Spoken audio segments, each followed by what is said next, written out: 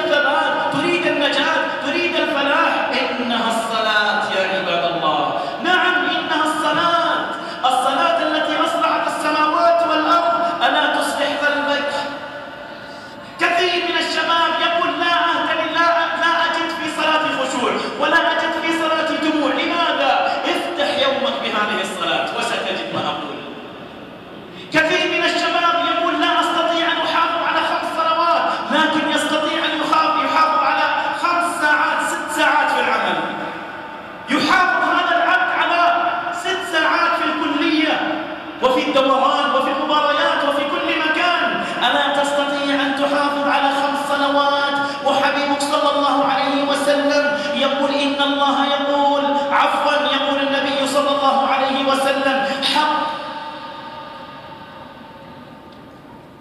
من أنا وأنت حتى يأخذ الله على نفسه حق على الله من حافظ على 5 صلوات حيث ينادى بهم أن يدخلها الله الجنة، أن يدخلها الله الجنة. ألا تريد الجنة؟ ألا تريد الجنة؟ 5 صلوات تصبر ب5 ساعات لتنال الشهادة، وهذا لا نقول في شيء. تصبر ب6 ساعات في عمل ولا نقول في ذلك شيء لتقبض راتب، وهذا عبادة. ما تصبر في دنيا 5 أوقات داخل جنة أبدية. فلذلك أيها الغالي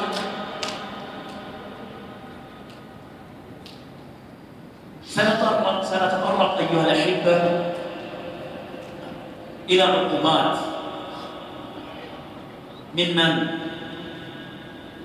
من الله الذي لا يعذب عذابه أحد ولا يوثق وثاقه أحد.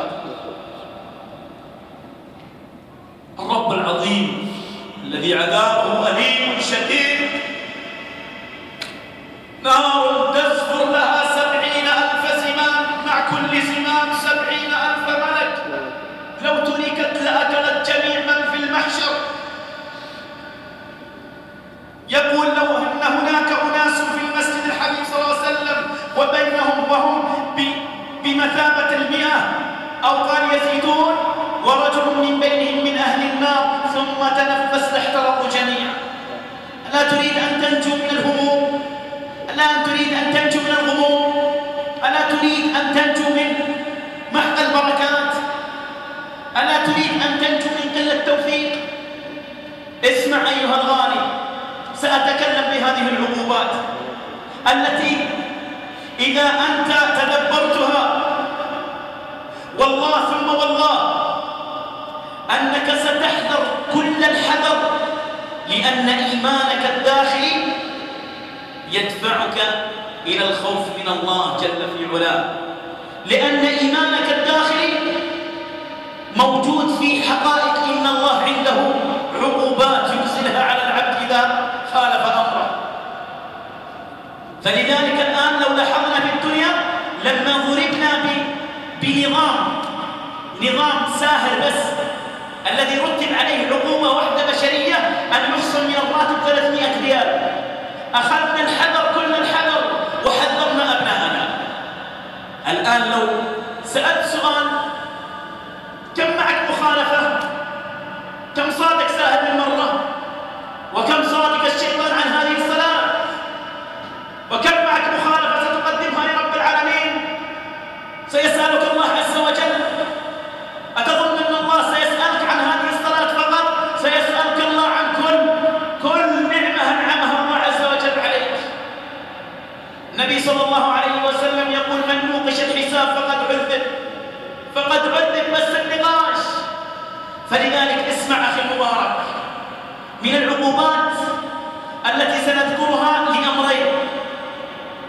لأمرين.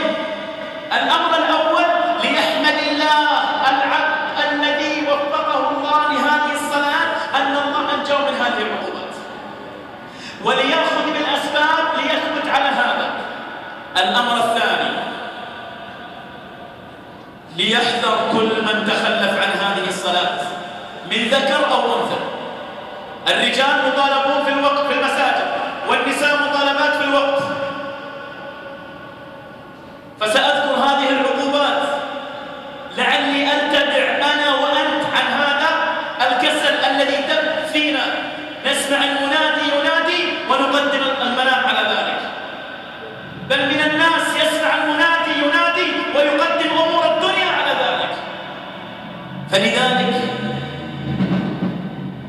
نذكر العقوبة الأولى. يقول النبي صلى الله عليه وسلم من صلى الفجر في جماعة ولا يخفى على أمثالكم، هذا الحديث العظيم، لا صغيركم ولا كبيركم، ووالله ثم والله ما وقفت أمامكم إلا مذكرا لنفسي، مذكرا لكم، لنفسي تركيز ولكم تذكير. يقول حبيبكم صلى الله عليه وسلم: من صلى الفجر في جماعة فهو في ذمة الله. إذن من لم يصلي الفجر يتخلف عن هذه الصلاة سيكون بذمة من؟ سيكون بذمة من؟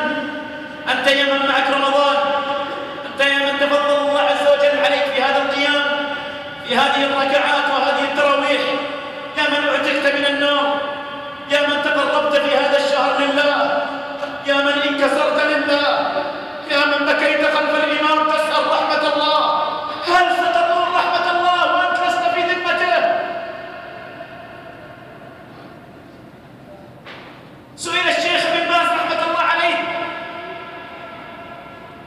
من أحد الشباب يقول: يا شيخ الحديث من صلى الفجر في جماعة فهو في ذمة الله، يا شيخ من لم يصلي في ذمة من؟ فأطلق راسه الشيخ وقال: يا وليدي ذمة هواه والشيطان، ذمة هواه والشيطان. إذا ستتخبط في هذه الدنيا وأنت في ذمة فراش قد نمت عليه، أو بذمة تبنية سهرت عليها. ستتخبط في هذه الدنيا وأنت بذمة من لا تدري. ستذهب في نعم الله وتتقلب في نعم الله وأنت في ذمة من لا تدري. يا الله، والله ثم والله أنها من أعظم المصائب أن يخرج العبد بدقائق من ذمة الله، أن يخرج العبد بدقائق من ذمة الله. رب عظيم، رب حليم، رب كريم، رب منعم، رب جواد، ما نمت إلا بفضله، ولا قمت إلا بفضله، ولا أكلت إلا بفضله، ولا سترك إلا الله، ولا نمت إلا بفضل الله، ولا سكنت إلا بفضله، وتتقلب بنعمه. ويقول المنادي: حي على الصلاة، حي على الفلاح، ولا تريد الفلاح، ولا تريد أن تدخل في ذمة الله. يا من أدخلك الله في بيته، يا من تفضل عليك، يا من تلح على الله عز وجل، أريدك أن تتوعى لهذا الأمر العظيم. والله ثم والله أنها خير منطلق إلى الله هذه الصلاة. والله ثم والله من فتح يومه بهذه الصلاة بهذا الخير سيسير على خير وسينتهي على خير بإذن الله. عندنا رجل، والله هذا الرجل يا اخوان كان يعمل مع الوالد مدرس، فلما تقاعد هذا الرجل يا اخوان شهد له بالصلاة. ما رؤي هذا الرجل متخلف عن الصلاة. فلما دخل في صلاة الفجر بعد أن أعد وضوءها وتأدب للمشي إلى بيت الله، دخل هذا الرجل. فلما دخل انضبط عليه الحديث: إذا صلى في جماعة فهو في ذمة الله.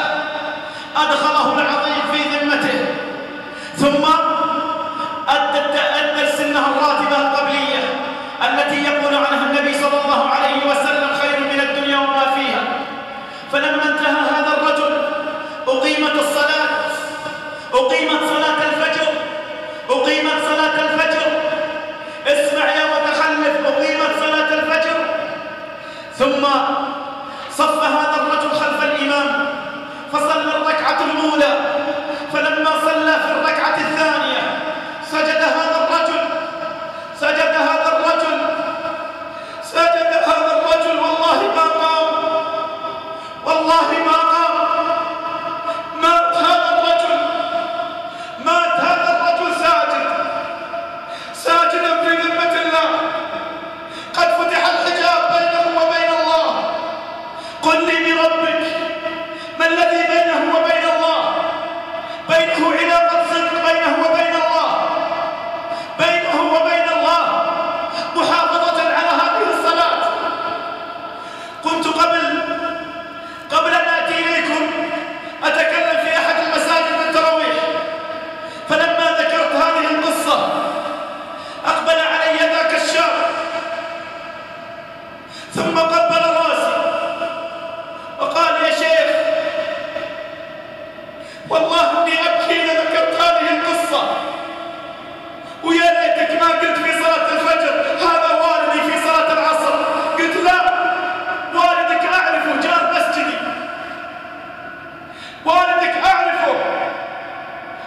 رجل آخر في نفس الحي. سبحان الله، قال اسمع يا شيخ، أنت تعرف والدي؟ قلت نعم، بس أريد أن أتثبت من القصة. قال يا شيخ في رمضان في وقت العصر، يقول في الركعة الثالثة، يقول انتفض الوالد في الصف، يقول انتفض والدي في الصف. قل يا شيخ والله انه مات بجانبي. يقول ابوي مات بجنبي صايم في الركعة الثالثة في رمضان.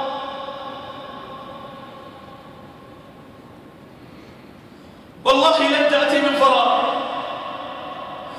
والله لن تأتي من فراغ. يقول والدي في هذا اليوم في الصباح، يقول عمل زيارات للأقارب ولإخواني وخواتي، أسألك بالله من المدبر أليس الله؟ والله ما صدق عبد مع الله إلا صدقه الله. والله ثم والله ما نجده من قسوة القلوب هو البعد عن الله. والله ثم والله لن يلين هذا القلب إلا الله بهذه الصلاة. من صلحت صلاته صلحت حياته. وإذا أردت أن تصلح هذه الصلاة فاصلح أركانها، فاصلح أركانها واعمل لها اهتمام، أقبل عليها بقلب. ثم أيها المبارك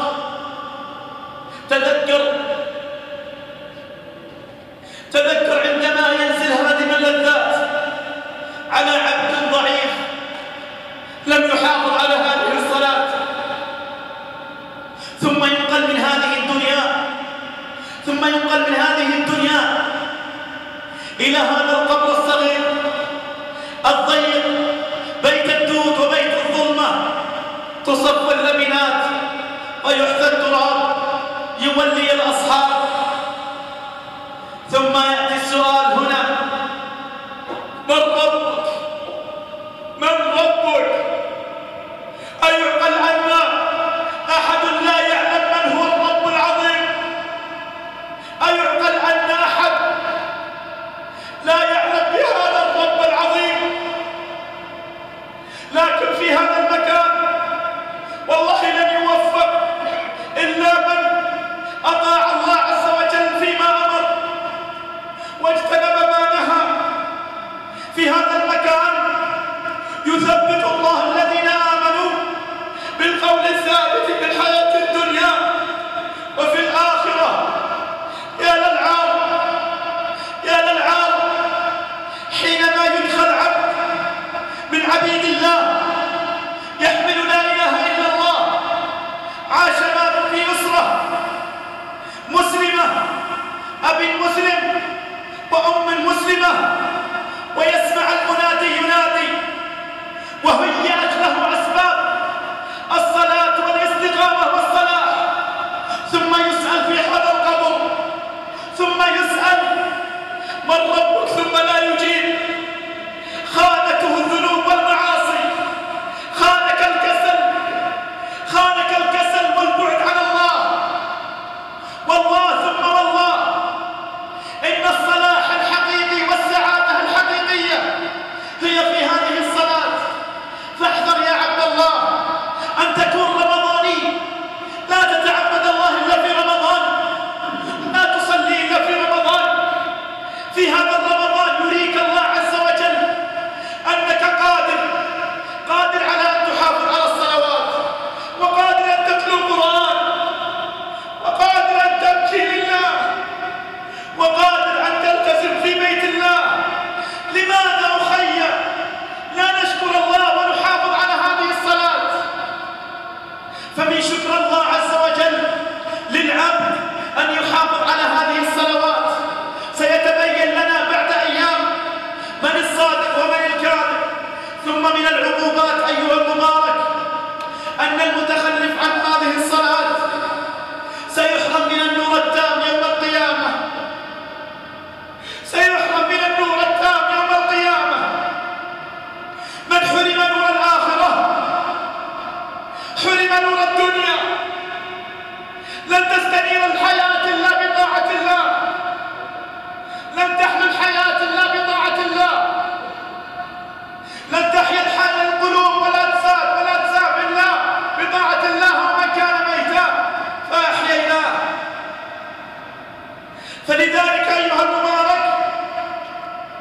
من سلب هذا النور فليعلم أن يوم القيامة ليس هناك كشافات ولا ضوايات ولا شركة كهرباء، إنما نورهم يسعى بين أيديهم وبأيمانهم. نعم، إنما نورهم يسعى بين أيديهم وبأيمانهم. لقد سلب نورك لما ضيعت الصلاة. فتخيل الآن وأنت تقف على الصراط الذي لن يدخل الجنة أحد إلا عبر هذا الصراط. قال الله جل في علاه: وإن منكم إلا واردها كان على ربك حتما مقضيا. نعم، كان على ربك حتما مقضيا. قل لي بربك كيف ستعبر؟ قل لي بربك كيف ستعبر؟ تخيل ذيك اللحظات حينما ترى ذاك الشايب الكبير الذي أصيب بالأمراض، ولكنك تعرف من هذا الرجل. هذا الرجل الذي كان يحافظ على الصف الأول، هذا الذي لم تمنعه الأمراض من أن يدرك الصلاة. ثم ترى ذاك الشاب الصغير الذي تتدفق شهواته، يريد أن يسير في هذه الدنيا في ملذاته، ولكن حجبها لله وتركها لله. لزم الصالحين وعاهد المسجد، ثم يعبر وانت، ثم يعبر وانت. هناك كلاليب على هذا الصراط. من جلس عن هذه الصلاة أجلسته هذه الكلاليب في النار والعياذ بالله. فاحذر يا عبد الله، واحذري يا أمة الله، فاحذري يا أمة الله أن تؤخر الصلاة عن وقتها. من سيجيب في ذاك اليوم؟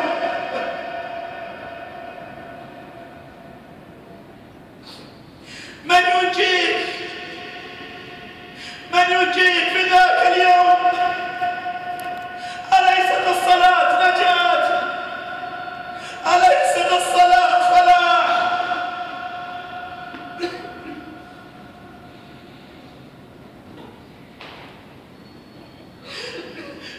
فاحذر يا عبد الله، فاحذر يا عبد الله أن تتخلف بعد أن تفضل الله جل في علاه عليك، بعد أن صليت مع المصلين، حفظت عليها في هذا الشهر الكريم، بعد أن أعزك الله جل في علاه واصطفاك الله واختارك الله، أن تضيع يا عبد الله بعد رمضان ثم ننتقل إلى عقوبة أخرى، وهي والله أنها من أعظم العقوبات.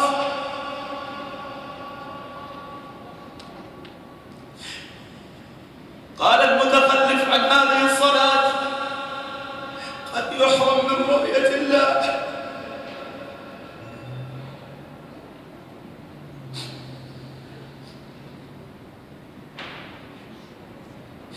إن المتخلف عن هذه الصلاة قد يحرم من رؤية الله. أليس في قلوبنا اشتياق لرؤية الله؟ أين الأحاسيس وأين المشاعر؟ ناس تبكي من أجل رؤية حبيب الباطل. والله ثم والله خرجت من عندكم قبل أيام أنا أتكلم في صلاة التراويح، ما إن خرجت من هذا المسجد إلا بالهاتف يهاتف شاب يبكي، قال أريد أن أقابلك يا شيخ الآن. فتقابلت أنا وإياه خلف هذا المسجد، فلما رأيت هذا الشاب وقد غرق بالدموع ظننت أن والده قد مات أو والدته قد ماتت. قال يا شيخ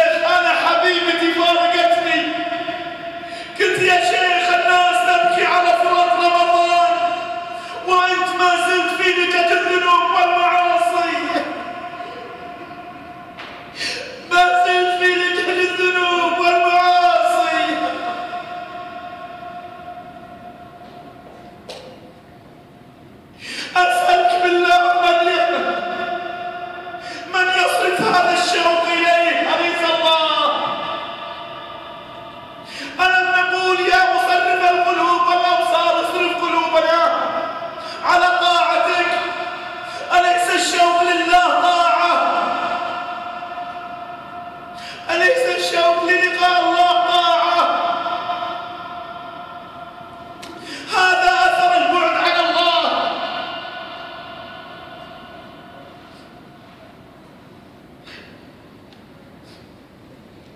من اشتاق للقاء الله اشتاق الله للقائه.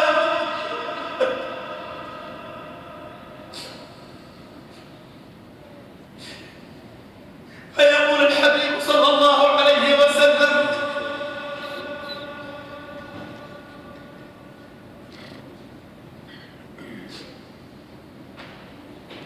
زاف بشرى لي ولك يا عبد الله،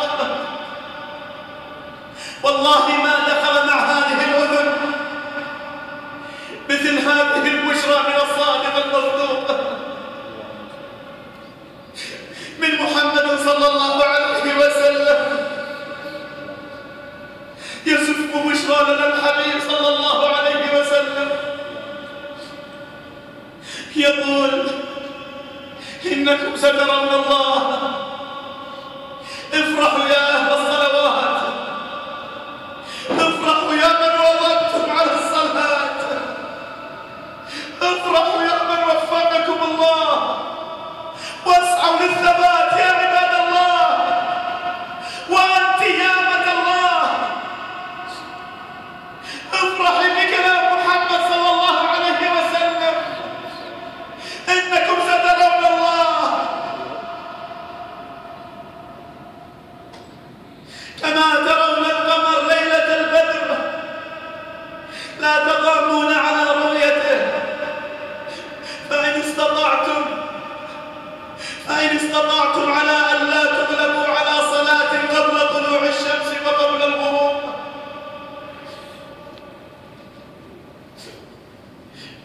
بشرطين أرى الله، بشرطين ترى الله. كم يشرط علينا من أمور الدنيا، كم يشرط عليك لتتملك زوجة أو وظيفة أو غيره،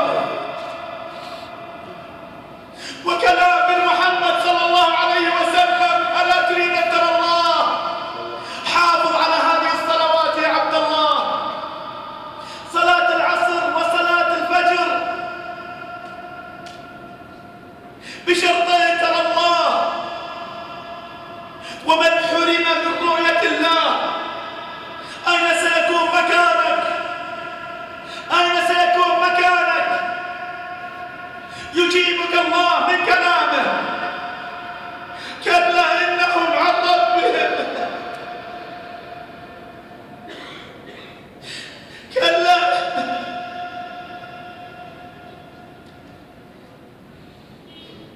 كلا إنهم عن ربهم يومئذ لمحجوبون، ثم إنهم لصال الجحيم. تريد أن ينطبق عليك قول الله: ما سلككم في سقر؟ قالوا لم نكن من المصلين، قالوا لم نكن من المصلين.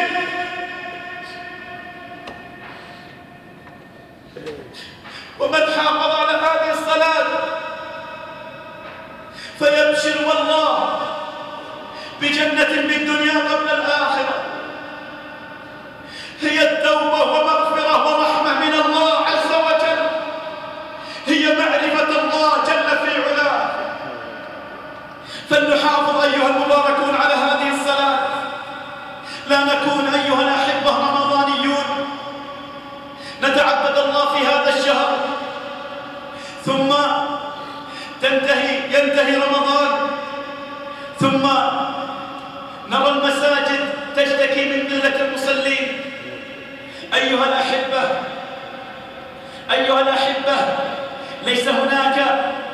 ليس هناك توفيق للعبد من الله إلا إذا حافظ على هذه الصلوات.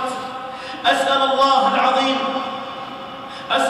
العظيم الحليم الكريم الذي جمعنا وإياكم في هذه الدقائق أن يجمعنا وإياكم في جنة عرضها السماوات والأرض. اللهم اجعل أنسنا في الصلاة، راحتنا في الصلاة. اللهم من كانت عليه ثقيلة اللهم خففها عليه يا رب. اللهم إني أسألك يا ذا الجلال والإكرام أن تتوب على التائبين. اللهم تب على التائبين، اقبلنا وإياهم، زل علينا رحمة من رحماتك تسوقنا بها إلى مرضاتك. هذا والله أعلم وأحكم، وصل اللهم وسلم على نبينا محمد.